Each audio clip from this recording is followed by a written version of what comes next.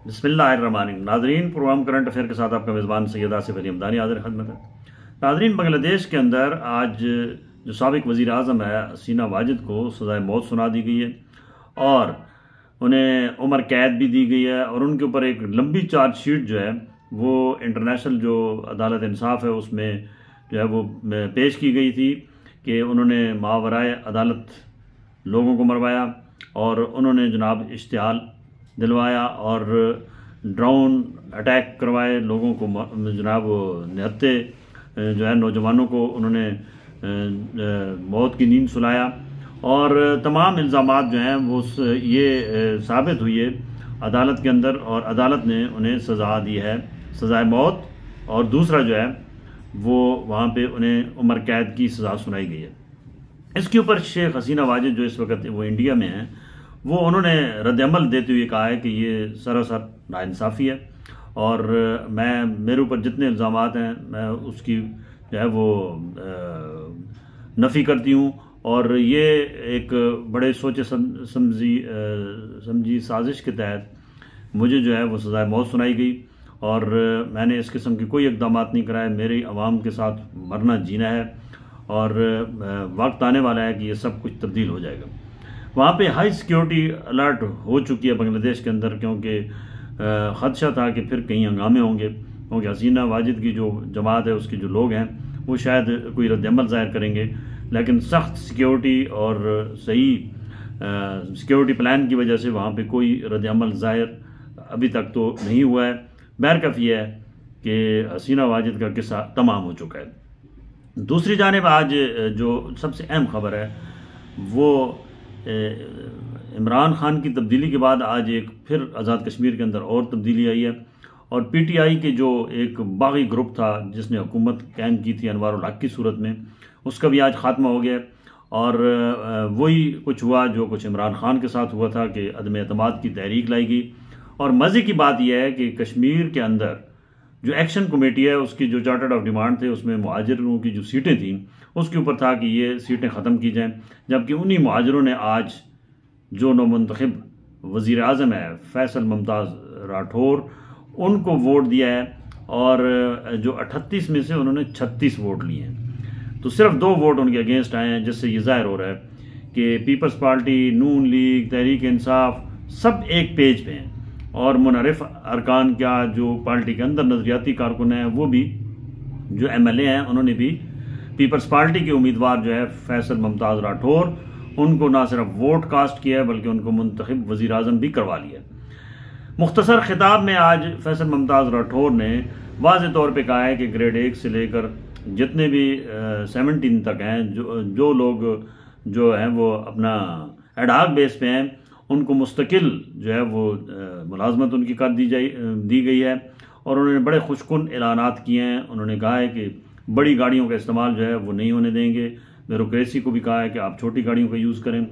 और काबीना का भी उन्होंने कहा है कि मुख्तसर काबीना होगी और उसमें जो वजारतें होंगी उनकी मॉनिटरिंग होगी और प्रॉपरली हम पब्लिक को जिस वक्त मसाइल हैं ख़ुसूसी तौर पर एक्शन कमेटी के जो तहफ़्फ़ुज़ात हैं आवाम के हवाले से उन्होंने कहा कि उसको दूर करने की हम पूरी कोशिश करेंगे। अब सवाल ये पैदा होता है कि एक्शन कमेटी का अब रद्द-ए-अमल क्या होगा,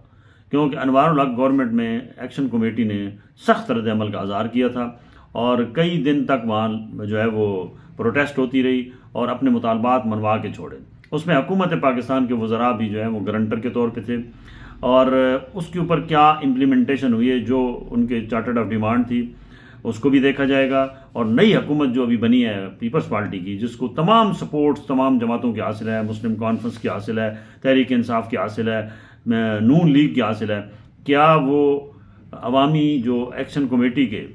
जो अवाम से मुतल्लिका रिलीफ है वो देने में कामयाब हो जाएगी, क्योंकि वहाँ की पब्लिक का 2-3 चीज़ें हैं। वो कहते हैं कि बैड गवर्नेंस है उसको दुरुस्त किया जाए, तालीम के जो शोबा है उसके अंदर इनकलाबी तब्दीलियाँ लाई जाएँ, सेहत का जो स्ट्रक्चर है वो बहुत कमज़ोर है उसको बेहतर किया जाए और इसी तरीके से जो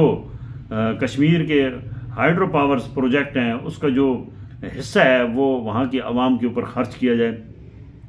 और इसी तरीके से उनका ये भी कहना है कि बड़ी गाड़ियों का इस्तेमाल बंद किया जाए, वज़रा की तादाद कम की जाए और मुहाजिरों की सीटें ख़त्म की जाएँ। ये उनके चीदा चीदा जो मोटे प्रॉब्लम जो एक चार्टर्ड ऑफ डिमांड के जो नुकात थे उसके ऊपर तो वो गोली कराते रहे अनवारुल हक साहब। और अनवारुल हक को आज इतना खूबसूरती से साथ रुखसत किया गया कि उनको खुद समझ नहीं आई कि 2 वोट उनके हक में पड़े और बाकी सब उनकी मुखालफत में पड़े। और अनवारुल हक ने कहा कि मैं अल्लाह का शुक्र अदा करता हूँ कि अल्लाह ने मुझे सुरखरू किया और मैं जो है वो जो चैलेंज थे उसके मुताबिक मैंने अपनी हुकूमत 2.5 साल कर ली। और देखते हैं कि अब उन्होंने कहा कि नया जो अभी ये सेटअप आया है पीपल्स पार्टी का, ये क्या करता है। नून लीग ने इसमें वाज़ेह तौर पे ऐलान किया है कि हम अपोजिशन में बैठेंगे। ये दुनिया की पहली अपोजिशन है जो वोट वज़ीर आज़म को दे रही है और बैठ अपोजिशन में रहे हैं। ये फ्रेंडली सारा मैच है जो मैच इस वक्त खेला जा रहा है, चाहे वो आपका पाकिस्तान की हुकूमत में हो चाहे वो आज़ाद कश्मीर की गवर्नमेंट में हो। तो देखते हैं कि आने वाले दिनों में क्या एक्शन कमेटी के जो मुतालबात हैं उसके ऊपर कोई अमल दरामद होता नज़र आएगा। अगर होगा तो फिर तो जो है वो मुमताज़ जो है वो राठौर फैसल मुमताज़ राठौर साहब कामयाब हैं। अगर ना हुआ तो उनको शदीद अवामी रद्दअमल का सामना करना पड़ सकता है। इसके लिए भी जो है वो उनको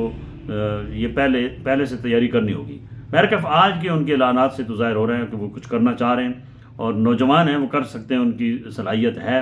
वो एक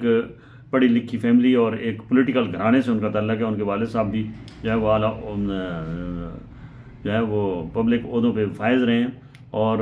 उनका जो है वो उनकी ग्रूमिंग अच्छे तरीके से हुई है। तो देखते हैं कि आज़ाद कश्मीर में आने वाले दिनों में आवाम को क्या रिलीफ मिलेगा और क्या आवाम के मसाइल हल होंगे। अवामी एक्शन कमेटी जो है वो मुतमईन हो पाएगी,